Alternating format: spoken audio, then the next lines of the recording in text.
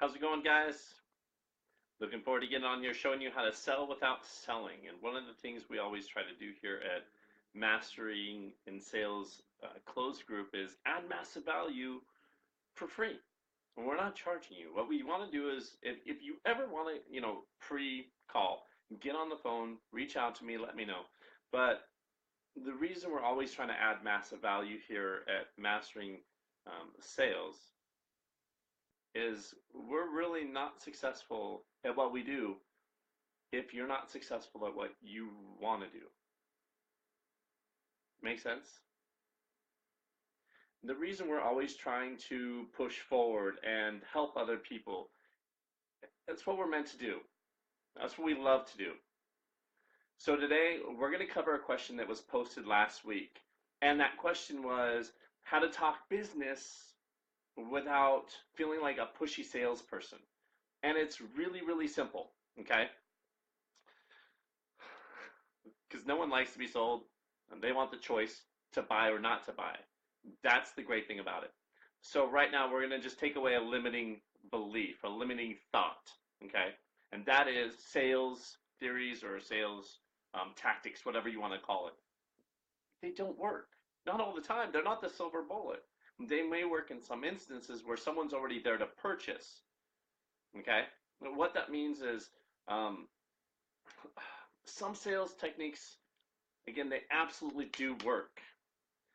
But when you're focusing on using that specific technique, when you're focusing on how that technique or that whatever theory you want to call it can further your cause, you're actually taking the focus on the only thing that's important in that moment.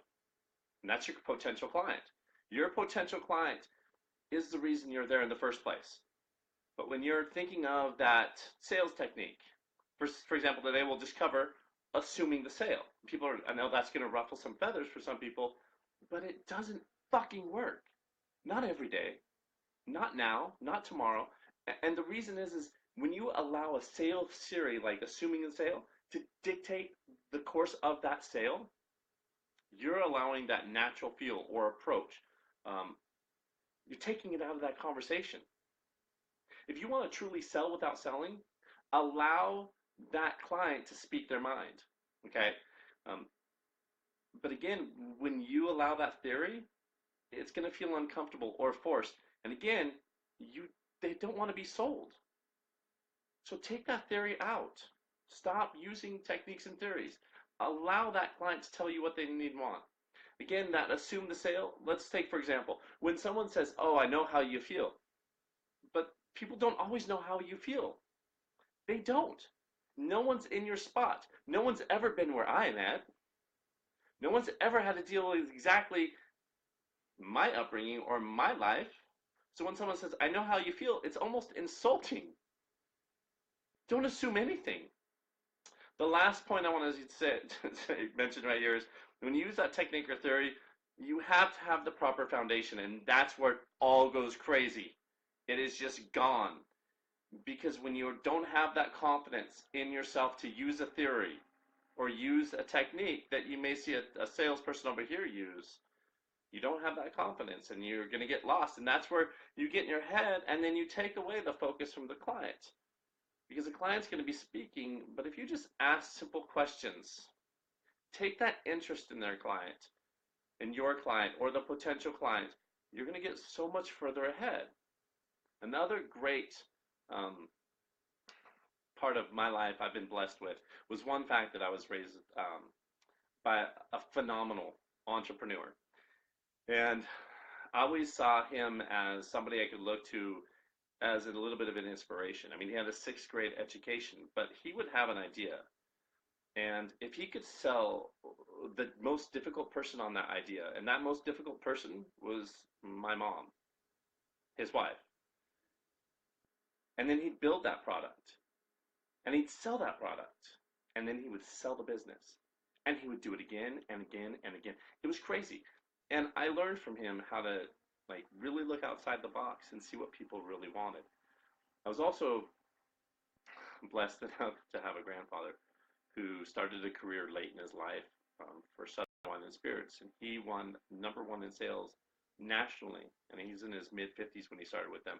He did that for 8 years, was the #1 salesperson. And I learned one thing he used to do was he'd always listen to his clients and always find out when they were going to have a big event at their bar or their nightclub or their golf course or whoever his customer was at that point. He would always listen, and he would take it upon himself to check out on his own from the warehouse, take it home with him. So if they ever needed something, they could call him, and they would automatically know he would bring it right over. Just give me a call, whatever you need. But also the other thing I learned from him, and I just recently learned this, was I said, Grandpa, what made you feel like you were one of the best salesmen out there? And he said, anybody that was worth knowing in the office, I knew their birthdays, their husband's name, their kids' birthdays, their husband's birthdays. I knew everything about them. And he would get them gifts, even if it was a card.